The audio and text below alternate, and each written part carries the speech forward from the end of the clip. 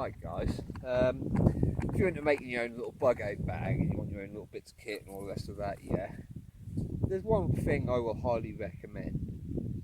Because if you're in an area and it's damp and it's wet and it's peeing it down, the likelihood of you being able to find something to light is going to be minimal.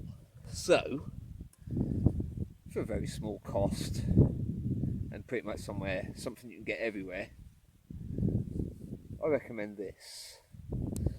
I'll just pass my phone to Tracy. I'll show you what we've got. Now, this isn't the liquid stuff. This is what you want is the material stuff. Okay. Now, this is what it's like. It's in here. You can pull bits of this off. If anyone doubts it's flammable, I'll show you real quick. Right there we go.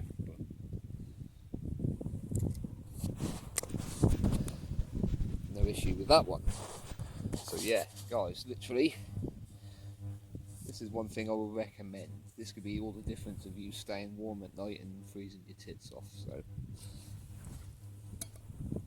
if you're making your own bug out bag, bit of Brasso, and you got something flammable which you can make a fire out of, and that's all good, and that'll burn, and you'll be at, you get little twigs and stuff that'll dry that quickly, and then you can get your fire going. All right, as long as you can find some dry logs somewhere, that'll light. But anyway, we'll catch up with you in a bit.